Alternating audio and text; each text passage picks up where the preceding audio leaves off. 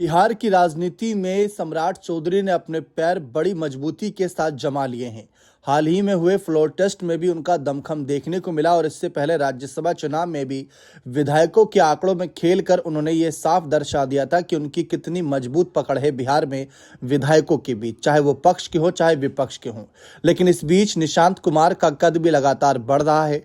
भले ही अभी तक ना तो जेडीयू और ना ही सरकार में किसी बड़े पद पर हैं, लेकिन जब भी कोई कार्यक्रम में वह शिरकत करते हैं तो उनके नाम के नारे लगते हैं कि हमारा मुख्यमंत्री कैसा हो, निशांत कुमार जैसा हो।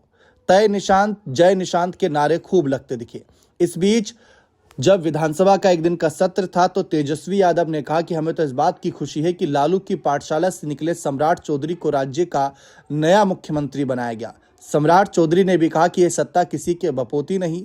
अब इस पर कई लोगों ने सवाल उठा दिए कि क्या इसके जरिए सम्राट चौधरी यह भी संदेश देना चाहते हैं कि नीतीश कुमार भी अगर कल को अपने बेटे को लाएंगे तो सत्ता किसी के बपोती नहीं। यही सवाल उठने लगे। फिलहाल जिस तरीके से निशांत कुमार को लेकर एक राजनीतिक माहौल बनता दिखा, उसमें यह चर्चा आम हो गई कि निशांत कुमार को लेकर आगे की क्या रणनीति है। नीतीश कुमार अपने बेटे का हाथ कब उठाएंगे जनता के बीच, क्योंकि अभी तक नीतीश कुमार ने जनता के बीच निशांत कुमार को लेकर सार्वजनिक तौर पर कोई खास ऐलान या बयान नहीं दिया। इससे बच रहे हैं। राजनीतिक जानकारों का कहना है कि नीतीश कुमार अपनी इस रणनीति से यह संदेश देना चाहते हैं कि वो परिवारवाद को बढ़ावा नहीं देते। अब कोई नेता में अगर काबिलियत है तो उसको शुरुआत से शुरू करना होगा, जो निशांत कर रहे हैं। पहले वे जेडीयू में कार्यकर्ता के तौर पर हैं। अभी जब नई टीम का ऐलान हुआ जनता दल यूनाइटेड की, तो सबको यही लग रहा था इसमें निशांत का नाम तो औपचारिक रूप से सामने आएगा ही, क्योंकि नीतीश के बेटे जो हैं। लेकिन निशांत का नाम नहीं आया, ये देख हर कोई हैरान है। इस बीच उनकी यात्रा भी काफी सुर्खियों में है। तपती गर्मी में उनकी यात्रा चारों तरफ सुर्खियां बटोरेगी। इस बात को लेकर राजनीतिक विश्लेषकों का कहना है कि एक तरफ सम्राट चौधरी जो राज्य के नए मुख्यमंत्री बन गए हैं, कार्यकाल कर रहे हैं, लेकिन विपक्ष कह रहा है कि वो अपना पूरा कार्यकाल नहीं कर पाएंगे। प्रशांत किशोर की पार्टी के ही एक नेता का प्रवक्ता का कहना था कि नीतीश कुमार की जेडीयू ही सम्राट चौधरी की सरकार को गिरा देगी। अब जब से ये दावा किया है तो खलबली तो मची हुई है। बड़े से बड़े नेताओं से यह भविष्यवाणी करवाई जा रही है कि क्या सम्राट अपना कार्यकाल पूरा कर पाएंगे। सम्राट चौधरी जिस तरीके से आए दिन नीतीश कुमार से मुलाकात करने जाते हैं, इससे राजनीतिक विश्लेषक यही कह रहे हैं कि वे ये दर्शाना चाहते हैं कि भले ही मैं मुख्यमंत्री बन गया हूं, लेकिन नीतीश कुमार के मार्गदर्शन के सहारे ही हम चल रहे हैं। जबकि खबरें कुछ इस तरीके से छप रही हैं कि सम्राट चौधरी यूपी में योगी मॉडल को बिहार में लाने की पूरी फिराक में है। सम्राट चौधरी बुलडोजर एक्शन को भी बढ़ावा दे रहे हैं। फिलहाल वो भी एक कयासों पर है।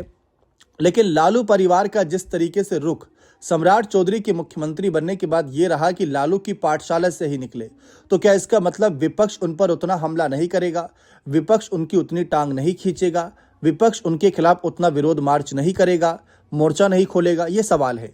लेकिन तेजस्वी ने उसके अगले ही क्षण ये जता दिया कि जिस तरीके से उम्र, शिक्षा, कानून व्यवस्था, बिहार पर बढ़ते कर्ज को लेकर बात रखी, उन्होंने दर्शा दिया कि जो बुनियादी मुद्दे हैं वो तो उठाए जाएंगे, फिर सामने कोई क्यों ना हो।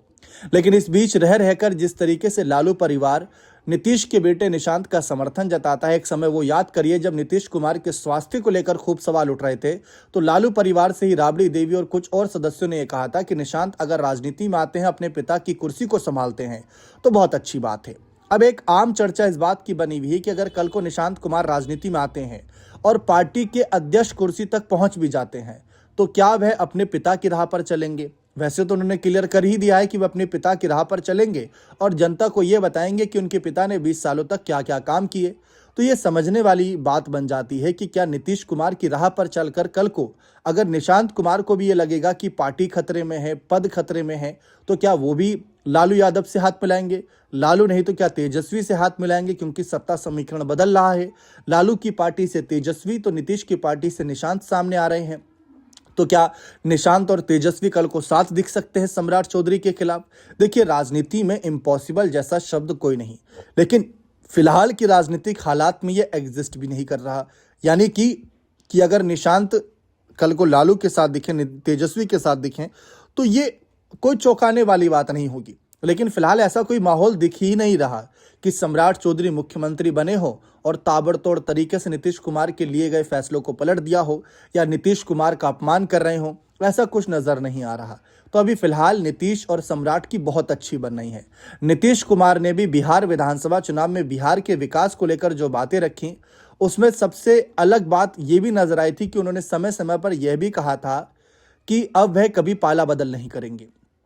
लेकिन राजनीतिक विश्लेषक ये सवाल उठा रहे हैं कि विपक्ष ये कह रहा है कि भाई अगर नीतीश को अपनी पार्टी बचानी है तो उनको कुछ ना कुछ बड़ा फैसला लेना होगा, बीजेपी को इतना आगे नहीं बढ़ने देना चाहिए, वरना बीजेपी कल को कब आगे और बढ़ जाए, कब अपना अगला मिशन तैयार कर ले, कह नहीं सकते। और अभी मिशन को लेकर भी खबरें आई कि सम्राट चौधरी ने अंदर खाने कहीं ना कहीं सूत्रों के अनुसार ये पता चला कि अपनी पार्टी के नेताओं को ये मिशन दिया है कि 50% वोट का टारगेट रखो, यानी कि पूरे राज्य में अकेले ही करीब आधा वोट बैंक बटोरना चाहती है सम्राट की पार्टी।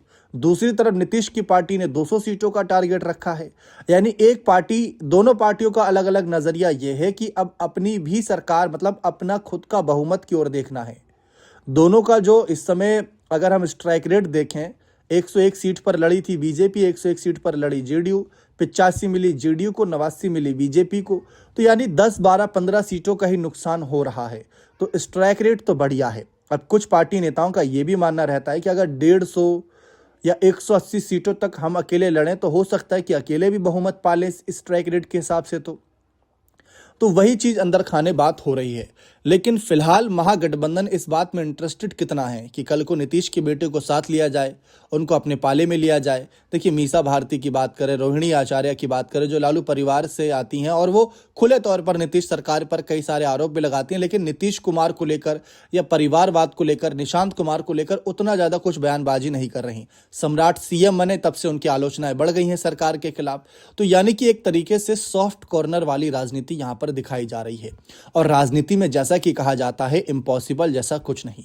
लेकिन फिलहाल सम्राट चौधरी नए मुख्यमंत्री हैं और जेडीयू से 2 उप मुख्यमंत्री हैं, यानी कि जो एक पावर बैलेंस होना चाहिए वो बिल्कुल बरकरार रख रहे हैं। अब विपक्ष ये भी कहता है कि नीतीश की पार्टी में नीतीश की कम चल रही है, बल्कि उनकी करीबी नेताओं की ज्यादा चल रही है। वो दिल्ली जाकर बीजेपी नेताओं के साथ बैठकर फैसला लेते हैं और उसके बाद बिहार में आकर लागू कर देते हैं। क्या आपको भी यही लगता है? अगर ऐसा है तो निशांत कुमार को तो सारी बागडोर अपने हाथ में लेनी चाहिए, लेकिन नीतीश को ऐसा नहीं लगता। इसीलिए नीतीश कुमार ने जो नई टीम बनाई उसमें फिर से वही पद जो है बड़े नेताओं को देना मुनासिब समझा। फिलहाल तो आज के नजरिए से नीतीश कुमार और बीजेपी का गठबंधन विपक्ष की नींद उड़ाए हुए है। महागठबंधन यही सोच रहा है कि अब विपक्ष के नाते हम पक्ष को कैसे घेरें। इतनी कम संख्या होने के बाद क्या हम बिहार में विपक्ष की पार्टी का पूरा आलोचना कर पाएंगे? क्या उनको सही से घेर पाएंगे? या विपक्ष भी हमें 2-3 नजर आएंगे? क्योंकि प्रशांत किशोर हो गए, तेज प्रताप यादव अलग हो गए। इसके साथ साथ अगर हम देखें, कांग्रेस पार्टी का भी अलग रुख हो सकता है, क्योंकि इस बार जो गठबंधन का समीकरण रहा कितने दिन तक चलता है कहना मुश्किल है। तो बिहार की राजनीति एक तरीके से नई करवट ले सकती है। अब देखिए, निशांत कुमार का भी आगे आना। अब निशांत कुमार भले ही आज एक कार्यकर्ता हैं, एक कार्यकर्ता बनकर तो नहीं रहेंगे। वो भी चाहेंगे कि आगे बढ़ें, और वो नहीं चाहेंगे तो उनके पिता नीतीश चाहेंगे, और पार्टी के कार्यकर्ता तो चाहते ही हैं कि निशांत को सीएम बनाया जाए। अब आप मान लीजिए कि सम्राट चौधरी सीएम है और कल को अगर जेडीयू की तरफ से निशांत को आगे बढ़ाने की मांग इतनी उठी कि नीतीश कुमार भी उसे ना नहीं कर पाएंगे, तो क्या करेंगे नीतीश कुमार? क्या अपने बेटे के लिए बीजेपी नेताओं से कोई डील करेंगे, कोई मांग रखेंगे कि मेरे बेटे को बना दीजिए सीएम? अब क्या सीएम रोटेशनल का फॉर्मूला लागू किया जाएगा? तब क्या होगा? क्योंकि निशांत अगर राजनीति में आए हैं तो जरूर कोई ना कोई बड़ी चाल है, कोई ना कोई बड़ा समीकरण तैयार किया जा रहा है।